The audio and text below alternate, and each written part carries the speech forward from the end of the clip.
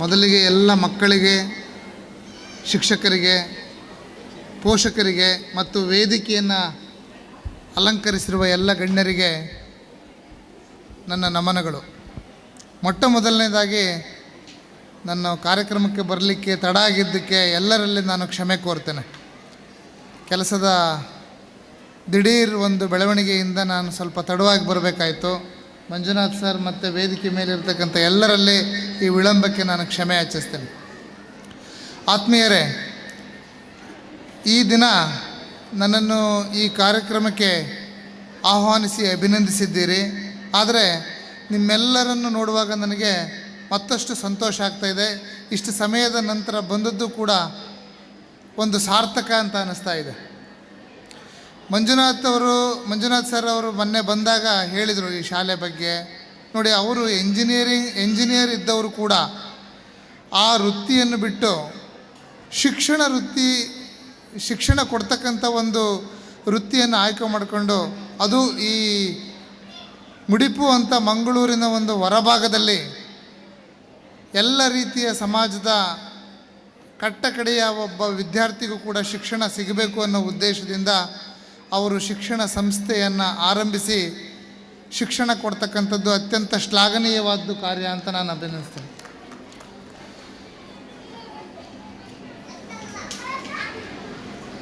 ಶಿಕ್ಷಣದ ಮಹತ್ವ ನಿಮಗೆಲ್ಲ ತಿಳಿದಿದೆ. ನೀವೆಲ್ಲರೂ ಪತ್ರಿಕೆಗಳನ್ನು ನೋಡ್ತೀರಾ, ದೂರದರ್ಶನದ ಮಾಧ್ಯಮದಲ್ಲಿ ಸುದ್ದಿಗಳನ್ನು ನೋಡ್ತೀರಾ. ನಮ್ಮ ದೇಶದಲ್ಲಿ ಸದ್ದಿಲ್ಲದೆ ಒಂದು ಕ್ರಾಂತಿಯನ್ನು ಮಾಡಿರತಕ್ಕಂಥದ್ದು ಶಿಕ್ಷಣ. ಯಾಕೆ ಹೇಳ್ತಿದ್ದೀನಿ ಅಂದರೆ, ನಾನು ಈ ವೃತ್ತಿಗೆ ಬರೋದಕ್ಕೆ ಮೊದಲು 3 ವರ್ಷ ಶಿಕ್ಷಕನಾಗಿ ಕೆಲಸ ಮಾಡಿದ್ದೆ. 3 ವರ್ಷ ನಾನು ಪ್ರೌಢಶಾಲಾ ಶಿಕ್ಷಕನಾಗಿ, 2 ವರ್ಷ 8 ತಿಂಗಳು ಪ್ರೌಢಶಾಲಾ ಶಿಕ್ಷಕನಾಗಿ ಕಾರ್ಯನಿರ್ವಹಿಸಿ, ನಂತರ ನಾನೇನು ಕರ್ನಾಟಕ ಸರ್ಕಾರದ ಗೆಜೆಟೆಡ್ ಪ್ರೊಬೇಷನರ್ಸ್ ಹುದ್ದೆಗೆ ನಾನು ಅಪಿಯರ್ ಆಗಿ ಅಲ್ಲಿ ತೇರ್ಗಡೆ ಹೊಂದಿ ಅಧಿಕಾರಿ ಆಗೋವರೆಗೆ ನಾನು ಶಿಕ್ಷಕ ವೃತ್ತಿಯನ್ನೇ ಮಾಡ್ತಾಯಿದ್ದೆ. ನೋಡಿ, ನಮಗನ್ನಿಸುತ್ತೆ ನಗರದಲ್ಲಿರ್ತಕ್ಕಂಥ ದೊಡ್ಡ ದೊಡ್ಡ ಪ್ರತಿಷ್ಠಿತ ಶಾಲೆಗಳಲ್ಲಿ ಓದಿದವರು ಮಾತ್ರ ದೊಡ್ಡ ದೊಡ್ಡ ಹುದ್ದೆಗಳಿಗೆ, ದೊಡ್ಡ ದೊಡ್ಡ ಸ್ಥಾನಗಳಿಗೆ ಹೋಗೋದಕ್ಕೆ ಸಾಧ್ಯ ಆಗುತ್ತೆ ಅಂತಕ್ಕಂಥದ್ದು ನಮ್ಮ ಒಂದು ಅನಿಸಿಕೆ ಮತ್ತು ಅಭಿಪ್ರಾಯ. ಬಹುಶಃ ಅದು ಸಂಪೂರ್ಣ ನಿಜ ಅಲ್ಲ, ಭಾಗಶಃ ನಿಜ ಇರ್ಬೋದು. ಆದರೆ ಬದುಕಿನ ಎಲ್ಲ ಮೌಲ್ಯಗಳನ್ನು ಕಲಿಸ್ಕೊಡ್ತಕ್ಕಂಥದ್ದು ಎಲ್ಲ ವರ್ಗದ ವಿದ್ಯಾರ್ಥಿಗಳೊಂದಿಗೆ ನಾವು ಶಿಕ್ಷಣವನ್ನು ಮಾಡಿದಾಗ, ಅಂದರೆ ನಾವು ತರಗತಿಗಳಲ್ಲಿ ಎಲ್ಲ ರೀತಿಯ ಸಹಪಾಠಿಗಳೊಂದಿಗೆ ಶಿಕ್ಷಣವನ್ನು ಪಡೆದಾಗ ನಮ್ಮ ಜೊತೆಗಿರ್ತಕ್ಕಂಥ ಎಲ್ಲ ಸಹಪಾಠಿಗಳು, ಅವರ ಪೋಷಕರು, ಅವರ ವಾಸಸ್ಥಳಗಳು, ಅವರ ಆರ್ಥಿಕ, ಸಾಮಾಜಿಕ ಮತ್ತು ಶೈಕ್ಷಣಿಕ ಸ್ಥಿತಿಗತಿಗಳೇನು, ಅವರು ಯಾವ ಸಂದರ್ಭದಲ್ಲಿ ಇಂಥ ಶಿಕ್ಷಣವನ್ನು ಪಡೆಯಬೇಕಾಗಿ ಬಂತು ಅನ್ನೋದನ್ನು ನಮಗೆ ಗಮನಿಸಿದಾಗ ಗೊತ್ತಾಗುತ್ತೆ. ಆತ್ಮೀಯ ವಿದ್ಯಾರ್ಥಿಗಳೇ,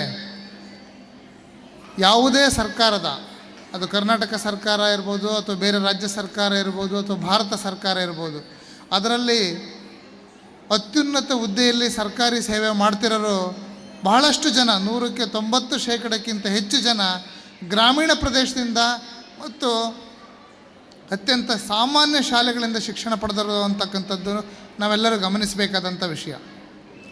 ಉದಾಹರಣೆಗೆ ನನ್ನ ಬಗ್ಗೆ ಹೇಳಿದರು ಮೇಡಮ್ ಅವರು, ನಾನು ಅಷ್ಟು ದೊಡ್ಡವನಲ್ಲ, ನನ್ನ ಒಂದು ಹಂಬಲಿಂದ ನಾನು ಅಭ್ಯಾಸ ಮಾಡ್ಕೊಂಡು ಬಂದೆ. ಹೌದು, ನಾನು ಒಂದು ಕೃಷಿ ಕುಟುಂಬದ ಹಿನ್ನೆಲೆಯಿಂದ ಬಂದಿದ್ದೆ. ನನ್ನ ಗ್ರಾಮದಲ್ಲೇ ನಾನು ಪ್ರಾಥಮಿಕ ಶಿಕ್ಷಣವನ್ನು ಮುಗಿಸಿದೆ, ಹೈಸ್ಕೂಲ್ವರೆಗೆ. ನಂತರ ನಮ್ಮ ನಿಯರೆಸ್ಟ್ ಟೌನಲ್ಲಿ ನನ್ನ PU ಶಿಕ್ಷಣವನ್ನು ಮುಗಿಸಿದೆ. 1984ರಲ್ಲಿ ಫಸ್ಟ್ ಟೈಮ್, 85ರಲ್ಲಿ SSLC ಮುಗಿಸಿ 87ರಲ್ಲಿ ನಾನು PUC ಮುಗಿಸಿದಾಗ CETನಲ್ಲಿ ನನಗೆ ಉತ್ತಮ ಅಂಕಗಳು ಬಂದಿದ್ದವು. ಆದರೆ ನಾನು ಮೆಡಿಕಲ್ ಓದಬೇಕು ಅಂತಕ್ಕಂಥ ಆಸೆ ಈಡೇರಲಿಲ್ಲ. ಕಾರಣ ನಮ್ಮ ಮನೆಯಲ್ಲಿ ನನ್ನನ್ನು ವೈದ್ಯಕೀಯ ಶಿಕ್ಷಣವನ್ನು ಓದಿಸುವಷ್ಟು ಆರ್ಥಿಕ ಸ್ಥಿತಿ ಚೆನ್ನಾಗಿರಲಿಲ್ಲ. ಏಕೆಂದರೆ ವಾಸ್ತವಾಂಶಗಳನ್ನು ನಾವು ಮನಗೊಂಡಾಗ ನಾವೆಲ್ಲಿದ್ದೇವೆ, ಯಾಕೆ ಹೀಗೆ ಆಗ್ತಾ ಇದೆ ಅನ್ನೋ ವಿಷಯಗಳನ್ನ ನಾವು ಮನದಟ್ಟು ಮಾಡ್ಕೋಬೇಕು. ವೈದ್ಯಕೀಯ ಶಿಕ್ಷಣದಿಂದ ನಾನು ವಂಚಿತನಾದರೂ ನಾನು ನನ್ನ ಗ್ರ್ಯಾಜುಯೇಷನನ್ನು ಮುಗಿಸಿದೆ BScನಲ್ಲಿ. ನಂತರ ನಾನು ಸ್ಪರ್ಧಾತ್ಮಕ ಪರೀಕ್ಷೆಗೆ ಹಾಜರಾದೆ, ಅಪಿಯರ್ ಆದೆ. 92ನೇ ಸಾಲಿನಲ್ಲಿ ಕರ್ನಾಟಕ ಲೋಕಸೇವಾ ಆಯೋಗದವರು ಸ್ಪರ್ಧಾತ್ಮಕ ಪರೀಕ್ಷೆಗಳನ್ನು ನಡೆಸಿ ಅಧಿಕಾರಿ ಹುದ್ದೆಗಳನ್ನು ನೇಮಕಾತಿ ಮಾಡ್ತಕ್ಕಂಥ ಒಂದು ಪ್ರಕ್ರಿಯೆಯನ್ನು ಕೈಗೊಂಡಾಗ ನಾನು ಮೊಟ್ಟ ಮೊದಲನೇ ಬಾರಿಗೆ KPSC ಪರೀಕ್ಷೆಗೆ ಹಾಜರಾಗಿ ಯಾವುದೇ ಟ್ಯೂಷನ್ ಇಲ್ಲ, ಯಾವುದೇ ಗೈಡ್ ಇಲ್ಲ. ಆಗ ಇವೆಲ್ಲ ಪದ್ಧತಿ ಇರಲಿಲ್ಲ, ಯಾವುದು ಮೊಬೈಲ್ ಇರಲಿಲ್ಲ, ವ್ಯಾಟ್ಸಪ್ ಇರಲಿಲ್ಲ, ಮತ್ತು ಇಂಟರ್ನೆಟ್ ಅಂತ ಗೊತ್ತಿರಲಿಲ್ಲ. ಒಂದು ಜೆರಾಕ್ಸ್ ನೋಟ್ಬುಕ್ ಸಿಗೋದು ಕೂಡ ಕಷ್ಟ ಇತ್ತು. ನಾನು ಹೇಳ್ತಾ ಇರೋದು 1992 ಆ ಸಮಯದಲ್ಲಿ.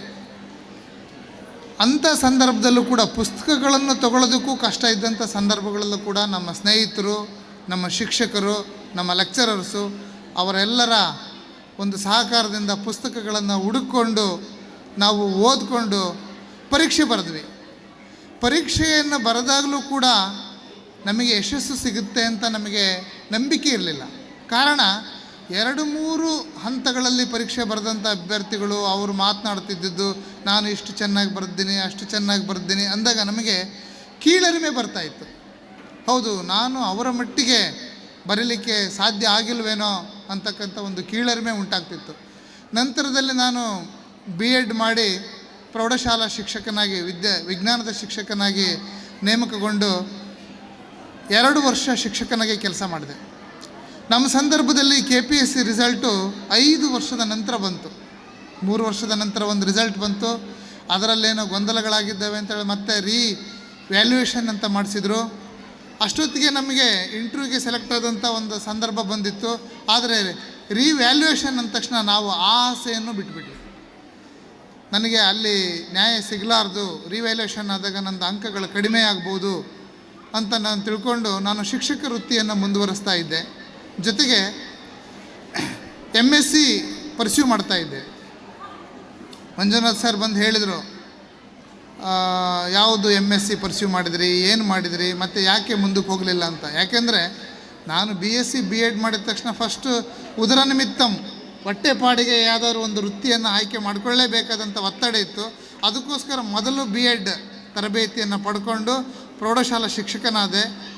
ಆ ನಡುವೆ ಸಂದರ್ಭದಲ್ಲಿ ನಾನು MScಯನ್ನು ಕಂಟಿನ್ಯೂ ಮಾಡ್ತಾಯಿದ್ದೆ. ಆದರೆ ಲ್ಯಾಬೊರೇಟ್ರಿ ಇತ್ಯಾದಿಗಳನ್ನು ನಾವು ಭೌತಿಕವಾಗಿ ಹಾಜರಾಗಬೇಕಾದದ್ದು ಒಂದು ಕಡ್ಡಾಯವಾದ ವಿಷಯವಾದ್ದರಿಂದ ನನಗೆ ಅದನ್ನು ಪರ್ಸ್ಯೂ ಮಾಡೋಕ್ಕಾಗಲಿಲ್ಲ. ಆದರೆ ನಂತರದಲ್ಲಿ ನಾನು ಅದನ್ನು ಮುಗಿಸ್ದೆ. ಸ್ನೇಹಿತರೆ, 2ನೇ ಸಾರಿ ರಿವ್ಯಾಲ್ಯೂಯೇಷನ್ ಆದಾಗಲೂ ಕೂಡ ನನ್ನ ಮಾರ್ಕ್ಸ್ನಲ್ಲಿ ಯಾವುದೇ ಬದಲಾವಣೆ ಆಗಲಿಲ್ಲ. ನನಗೆ ಇಂಟರ್ವ್ಯೂ ಬಂದಿತ್ತು. ಇಂಟರ್ವ್ಯೂನಲ್ಲಿ ನಾನು ಅಪಿಯರ್ ಆಗಿ ಅವರ ಪ್ರಶ್ನೆಗಳಿಗೆ ಸಮರ್ಪಕವಾಗಿ ಉತ್ತರ ಕೊಟ್ಟೆ. ಸೆಲೆಕ್ಷನ್ ಆಯಿತು. ರಾಜ್ಯ ಸರ್ಕಾರದ ಅಧಿಕಾರಿಯಾಗಿ ನನಗೆ ಆಯ್ಕೆ ಆಯಿತು. ಅಂದರೆ ಇದರಿಂದ ಏನಿತ್ತು ಅಂದರೆ ನಾವು ಸಮಾಜದಲ್ಲಿ ನಿಂತ್ಕೊಳ್ಬೇಕು ಅನ್ನೋ ಒಂದು ಛಲ ಇತ್ತು. ನಾವು ಬೆಳೆದು ಬಂದ ಪರಿಸರದಲ್ಲಿ ನಾವೆಷ್ಟೆಲ್ಲ ಅನುಭವಿಸಿದ್ದೇವೆ, ಆರ್ಥಿಕವಾಗಿ, ಸಾಮಾಜಿಕವಾಗಿ, ಶೈಕ್ಷಣಿಕವಾಗಿ, ಅವು ನನ್ನಂಥ ವಿದ್ಯಾರ್ಥಿಗಳಿಗೆ ಸಿಗಬಾರ್ದು. ಅವರು ಕೂಡ ಒಂದು ಶ್ರಮಪಟ್ಟು ಕಲಿತು ಯಾವ ಆತ್ಮವಿಶ್ವಾಸದಿಂದ ಪರೀಕ್ಷೆಗಳನ್ನು ಎದುರಿಸಿದಾಗ ಎಂಥ ಸಂದರ್ಭದಲ್ಲೂ ಎದೆಗುಂದದೇ ಇದ್ದರೆ ಖಂಡಿತ ನಾವು ಯಾವ ಕ್ಷೇತ್ರದಲ್ಲಾದರೂ ಯಶಸ್ಸನ್ನು ಸಾಧಿಸ್ಬೋದು. ಉದಾಹರಣೆಗೆ ವೇದಿಕೆ ಮುಂಭಾಗದಲ್ಲಿ ನಿಮ್ಮ ಸಂಸ್ಥೆಯ ಅಧ್ಯಕ್ಷರಿದ್ದಾರೆ. ಅವರು ಎಂಜಿನಿಯರಿಂಗ್ ಮಾಡಿ ಎಂಜಿನಿಯರ್ ಆಗಿ ಅದರ ನಂತರವೂ ಕೂಡ ಸಮಾಜ ಸೇವೆ ಮಾಡಬೇಕು ಅಂತ ಶಿಕ್ಷಣ ಕ್ಷೇತ್ರಕ್ಕೆ ಬಂದಿದ್ದಾರೆ. ಮತ್ತು ಹೆಸರಾಂತ ಕಲಾವಿದರು ಕೂಡ ಇದ್ದಾರೆ. ಅವರು ಕಷ್ಟಪಡದೇ ಇದ್ದರೆ, ಅವಕಾಶಗಳನ್ನು ಬಂದಿರತಕ್ಕಂಥ ಅವಕಾಶಗಳನ್ನು ಸದುಪಯೋಗಪಡಿಸ್ಕೊಳ್ಳದೇ ಇದ್ದರೆ ಖಂಡಿತ ಅವ್ರ ಜೀವನದಲ್ಲಿ ಯಶಸ್ಸು ಸಿಗ್ತಾ ಇರಲಿಲ್ಲ. ಯಾರ ಜೀವನದಲ್ಲೇ ಆಗಲಿ ಯಶಸ್ಸು ಸಿಗಬೇಕಂದ್ರೆ ಮೊದಲು ಪ್ರಯತ್ನ. ನಮ್ಮ ಪ್ರಯತ್ನವನ್ನು ನಾವು ಮಾಡಬೇಕು. ಆತ್ಮವಿಶ್ವಾಸದಿಂದ ಪ್ರಯತ್ನವನ್ನು ಮಾಡಬೇಕು. ಪ್ರತಿ ಬಾರಿ ನಾವೇನಾದರೂ ಸೋಲನ್ನು ಅನುಭವಿಸಿದ್ರೂ ಕೂಡ ಆ ಸೋಲಿನಿಂದ ಪಾಠ ಕಲಿತು ನಮ್ಮ ಆತ್ಮವಿಶ್ವಾಸವನ್ನು ಹೆಚ್ಚಿಸ್ಕೊಳ್ಬೇಕು. ಆ ಮೂಲಕ ನಮ್ಮ ವ್ಯಕ್ತಿತ್ವವನ್ನು ಗಟ್ಟಿಗೊಳಿಸ್ಕೊಂಡು ಎಂಥದೇ ಸಂದರ್ಭವನ್ನು ನಾವು ಎದುರಿಸುವಂಥ ಶಕ್ತಿಯನ್ನು ಗಳಿಸ್ಕೊಂಡಾಗ ಯಶಸ್ಸು ಸಿದ್ಧ. ಯಶಸ್ಸು ಖಂಡಿತವಾಗಿ ನಮಗೆ ಬರುತ್ತೆ. ನೀವೆಲ್ಲ ಒಂದು ಉತ್ತಮವಾದ ವಾತಾವರಣದಲ್ಲಿ ಶಿಕ್ಷಣವನ್ನು ಪಡಿತಾ ಇದ್ದೀರಾ. ನಿಮ್ಮೆಲ್ಲರಿಗೂ ಪ್ರಯತ್ನ ಅನ್ನೋದು ಯಾವುದೇ ವ್ಯಕ್ತಿ ಯಶಸ್ಸನ್ನು ಗಳಿಸಿದಾನೆ ಅಂದರೆ ಖಂಡಿತ ಅದು ಅವರ ಅದೃಷ್ಟದಿಂದ ಅಲ್ಲ. ಅದೃಷ್ಟದ ಪಾಲು ಒಂದು 10% ಇರ್ಬೋದಷ್ಟೇ ಹೆಚ್ಚೆಂದರೆ. ಆದರೆ ಪ್ರಯತ್ನ ಇಲ್ಲದೆ ಅದೃಷ್ಟ ಕೂಡ ನಿಮ್ಮ ಬೆಂಬಲಕ್ಕೆ ಬರೋದಿಲ್ಲ. ಪ್ರಯತ್ನ ಪಡಿ. ಪ್ರಯತ್ನದಿಂದ ಏನನ್ನಾದರೂ ಸಾಧಿಸ್ಬೋದು. ಅದಕ್ಕೆ ನೀವು ಭಾಳಷ್ಟು ಜನ ಏನು ಸಾಧಕರಿದ್ದಾರೆ ಅವ್ರನ್ನೆಲ್ಲ ನಿಮ್ಮ ಮಾಡೆಲ್ಗಳನ್ನಾಗಿ ಇಟ್ಕೊಂಡು ನಿಮ್ಮ ಶಿಕ್ಷಣವನ್ನು ಮುಂದುವರಿಸಿ. ಶಿಕ್ಷಣ ಅಂದರೆ ನಿಮಗೆ 4 ಗೋಡೆಯ ನಡುವೆ ಮಾತ್ರ ಶಿಕ್ಷಣ ಆಗಬೇಕಾಗಿಲ್ಲ. 4 ಗೋಡೆಯಿಂದ ಆಚೆ ಸಾಕಷ್ಟು ಶಿಕ್ಷಣ ಇದೆ. ಪರಿಸರದಲ್ಲಿ ಶಿಕ್ಷಣ ಇದೆ, ನೀವು ಬೆಳೆಯೋ ವಾತಾವರಣದಲ್ಲಿ ಶಿಕ್ಷಣ ಇದೆ. ಭಾಳಷ್ಟು ವಿದ್ಯಾರ್ಥಿನಿಯರು ಯಕ್ಷಗಾನ ಪ್ರದರ್ಶನವನ್ನು ತುಂಬ ಚೆನ್ನಾಗಿ ಮಾಡಿದರು ಅಂತಂದೆ, ಅದು ಕೂಡ ಶಿಕ್ಷಣ. ಅದರಲ್ಲೂ ಕೂಡ ನೀವು ಯಶಸ್ಸನ್ನು ಸಾಧಿಸ್ಬೋದು. ನೀವು ಯಾವ ಕ್ಷೇತ್ರದಲ್ಲೇ ಮುಂದುವರಿರಿ, ಆದರೆ ನಿಮ್ಮ ಪ್ರಯತ್ನ ಮತ್ತು ಆ ಕ್ಷೇತ್ರದಲ್ಲಿ ನೀವು ಮುಂದೆ ಬರೋದು ತುಂಬ ಮುಖ್ಯ. ನೀವು PUC ಅಥವಾ BA ಅಥವಾ MA, ನಾನು ಎಂಜಿನಿಯರಿಂಗ್ ಮಾಡೋಕ್ಕಾಗಲಿಲ್ಲ, ನಾನು ಮೆಡಿಕಲ್ ಮಾಡೋಕ್ಕಾಗಲಿಲ್ಲ, ಇನ್ನೊಂದು ಮಾಡೋಕ್ಕಾಗಲಿಲ್ಲ, ಅವುಗಳನ್ನೆಲ್ಲ ಬಿಟ್ಟುಬಿಡಿ.